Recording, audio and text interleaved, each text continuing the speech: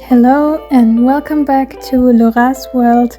Today I'm going to show you my August bullet journal setup. As you can see, we are doing a butterfly theme for this month. I hope you will enjoy the setup, so let's get started. So you can see me first sketching out some stuff that I didn't finish with yet, but I left this in the portion of the video because I wanted to show you that I am sketching everything beforehand before I go in actually with the paint. This is the color palette that I'm going to be using for all of my titles. It's kind of a mixture between blue and green, and it's something I really enjoy. Also, all of the letters, they don't look like one another because obviously with these pens you just go in and try and blend and find new color combinations if you want to. So yeah, that's something I really enjoyed.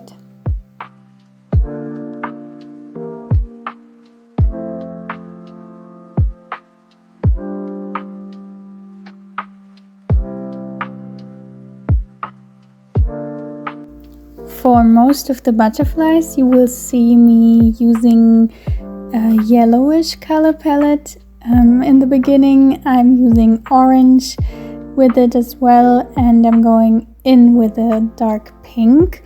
In the end of the video, this will change since I decided to ditch the orange and only use yellow and pink because I like the result much more. But anyway, it doesn't make a huge difference. So yeah, just for you to know, the main color palette is yellow, something very happy and bright and radiant. I wanted to go with something like this so I can be happy every time I use my bullet journal in August.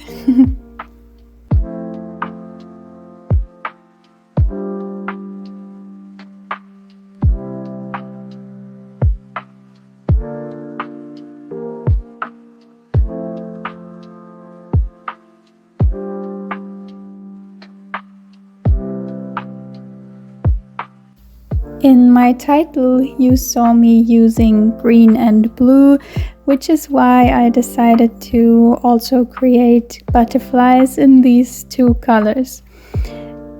When I'm using these two colors, I'm not mixing them for the butterflies. I wanted to have either blue or green in one butterfly.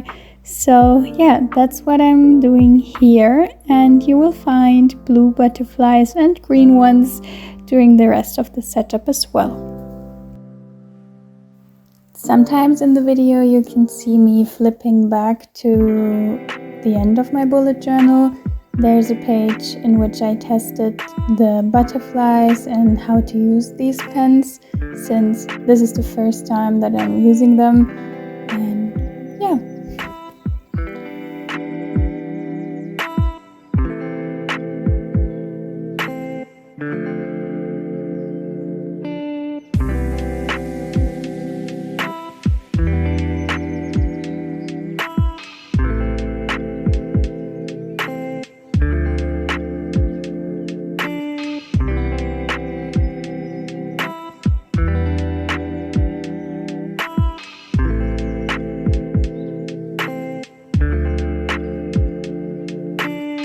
This butterfly that I'm doing here is actually the only one of its kind in this bullet journal.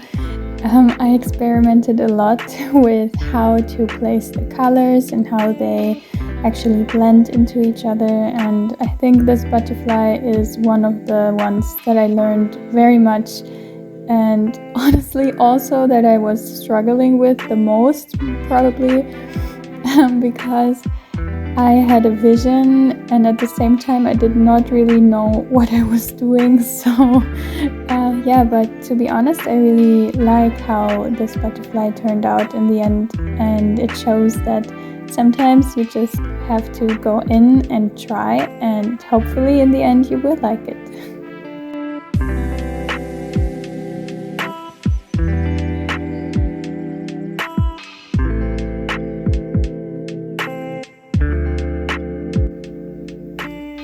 So I'm finishing up with this butterfly, giving him the feelers, and then I'm going back in with the green pen and also drawing the green butterfly in the left corner.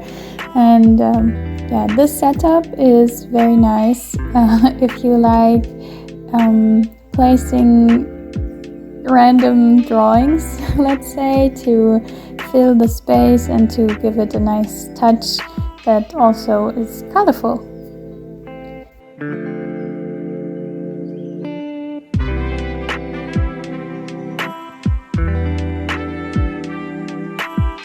One of the tips I can give you if you want to use these pens in your bullet journal as well is to start with the opposite side of your, let's say, main hand you're using. So to make it clear, I'm definitely a person who uses her right hand the most to write and to draw and everything.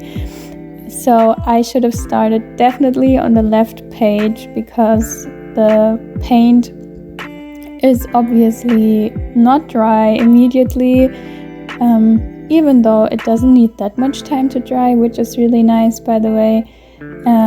Yeah, but if I started on the left page first, my hand would have not been in the drawing, or I would have not have to be careful for my hand not to be in it, actually. But we are here to learn, right?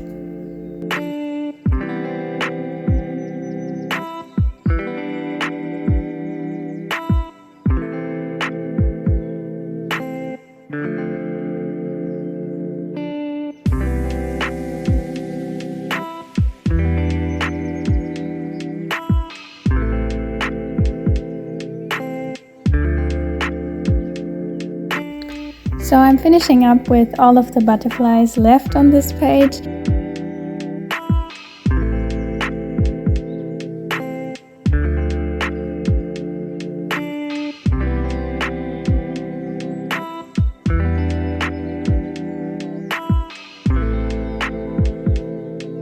What I'm doing now is using the green and the blue again to create the titles of the monthly calendar, as well as my focus box you can see on the right side of the spread. And of course I'm using these two colors as well to create the numbers for the days.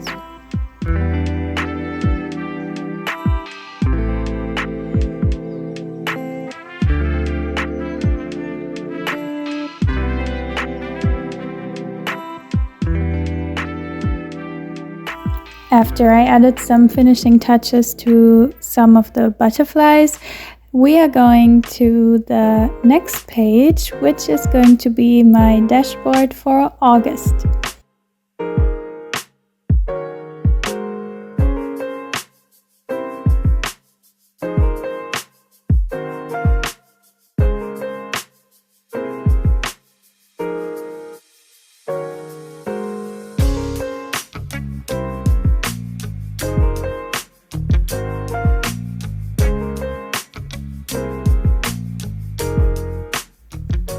As well as on the first page of my August bullet journal spread, I'm using the bluish greenish color palette for all of the titles. You can see me now coloring in all of the boxes in which I will have titles. Of course, you will see later as well which titles these boxes will have.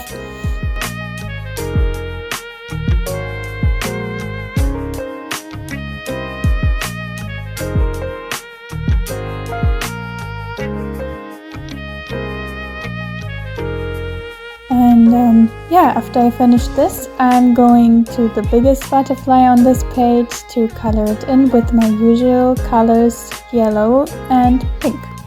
I think my technique is going in with the yellow first, and this is actually also the first spread in which I ditched the orange, like I said in the beginning. So I'm only using yellow and pink for the yellowish butterflies, and yeah, like I said, I'm going in with the yellow first.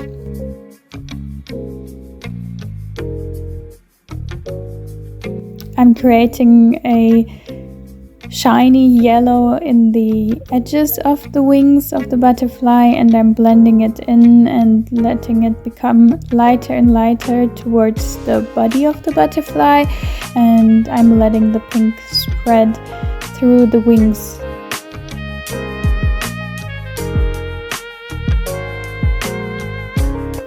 Back to bluish colors, you can now see the first blue butterfly in my August bullet journal, and honestly I love that I took this decision to create blue instead of green, because I felt there was a lot of green already in the page, and look how nice it looks with the blue now. Also there is, I think, one yellow butterfly on the page, and then we are moving on to the next spread, which is going to be a weekly overview spread. I will be working with daily logs after the pre-setup pages, but I'm sometimes struggling with to-dos that I know I will be doing in the next week, and I wanted to create a place for that, so that's why I created a spread with 4 columns, because there are 4 full weeks in August. And yeah, I'm going to see how it will work and how I'm going to use it. Maybe I'm not going to need it, maybe in the end I will do something different, but yeah, that's the idea behind this.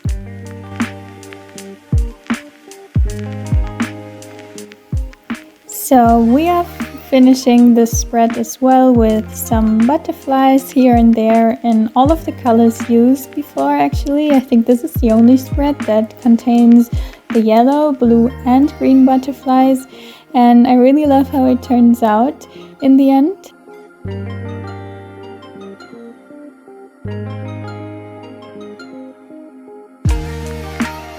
I hope you like the video so far. This is actually the second time that I'm uploading a long video. I'm very open to feedback, so if you have some for me, feel free to leave it down in the comments. Moving on to the next spread, or let's say back to the first spread, we are finally going back in with some black ink. I'm using a black fine liner to give the title some structure, as well as all of the boxes. I'm putting the numbers and all of the titles. Yeah, finally I can see how the spread comes together.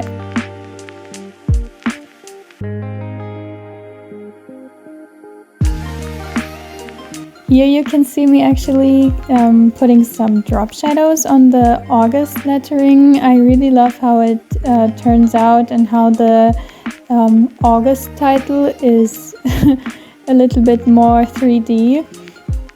I'm also going in with a white gel pen to create some highlights. And I think it's time that I'm telling you a little bit what I thought of this spread.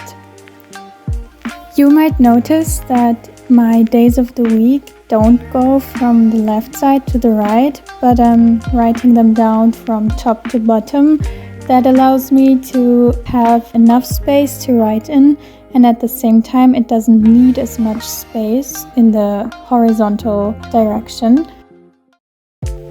Moving on to the second page of my August spread, here will be the dashboard like I told you before.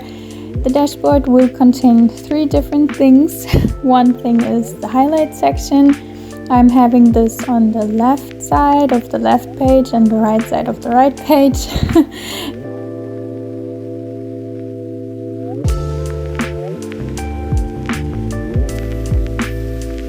And the other 2 things are habit trackers. I have 2 different kinds.